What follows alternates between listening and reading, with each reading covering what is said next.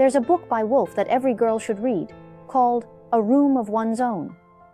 Most people have heard this line from the book. If a woman wants to write a novel, she must have money. And you also need a room of your own. And as for money, you should have an annual income of $500,000. The room should be lockable. When Woolf said this, it was explosive, like a stone thrown into the center of a lake. Why are there apples? In the 1920s, women faced many restrictions. They couldn't go out alone or travel. Without money, women couldn't earn or manage it. Their earnings belonged to their husbands. They often raised many children. Women's fate was tragic. Their world was confined. Half a century ago, women without money couldn't earn it, and even if they did, it was their husbands. Women had to raise many children, and domestic violence was a man's right. Men could beat their wives without shame. Women couldn't choose their husbands. This was Woolf's reality. She fought for women's rights, raising her voice for herself and others. So that money was supposed to belong to the husband. Women in that era might have to bear and raise 13 children, and domestic violence was recognized as a man's right. Regardless of their status, men could beat their wives without any shame. Women couldn't choose their own husbands. And when we look back at this, we think, wow, the fate of women in that time was so tragic. But that's exactly the situation Woolf was in. She was fighting hard for women's rights, raising her voice not just for herself, but also for the women around her and for her time. On October 20th and October 26th, 1928, Woolf went to Cambridge University and gave 2 lectures on women and novels. His book, A Room of One's Own, is essentially the speech he gave, with some additions, and then restructured for publication. It has a total of 6 chapters, and right at the beginning, he states clearly, for a woman to write novels, she must have money and a room of her own. What does this really mean?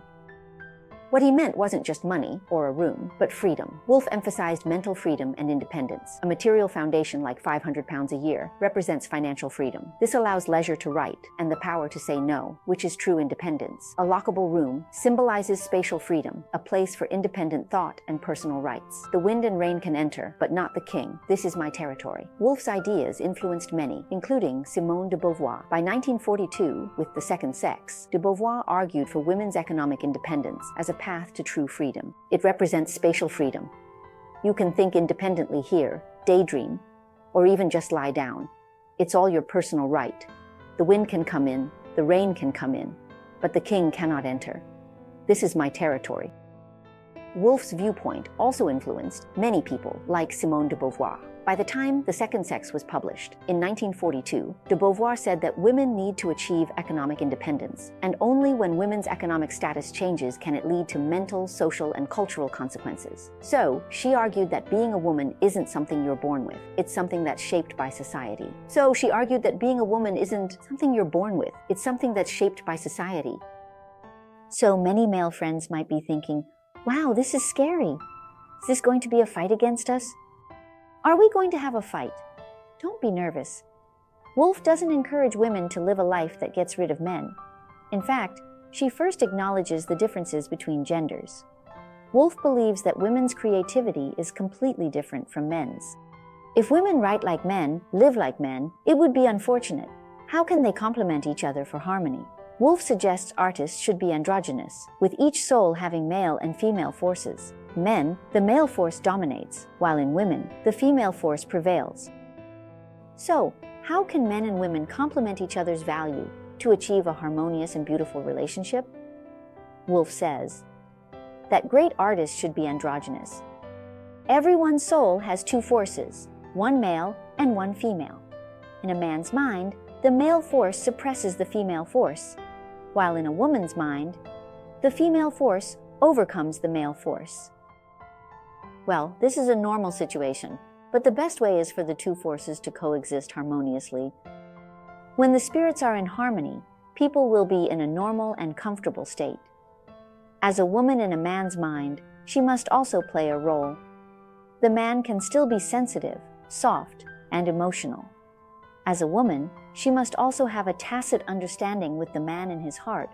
The woman must also have a heroic, strong, and rational side. So, great minds are androgynous, meaning they achieve a kind of harmony. allowing your mind to be fertile and continuously open. This is Woolf's attitude towards gender.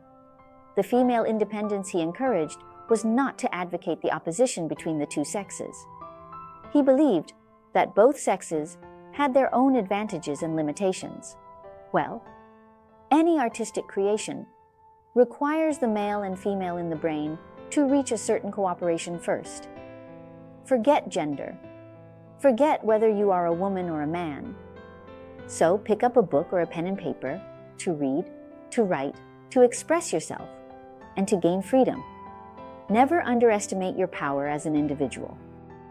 Any progress made by women, any progress in any era, is the result of countless individuals putting in effort during countless small events, which ultimately influences the course of history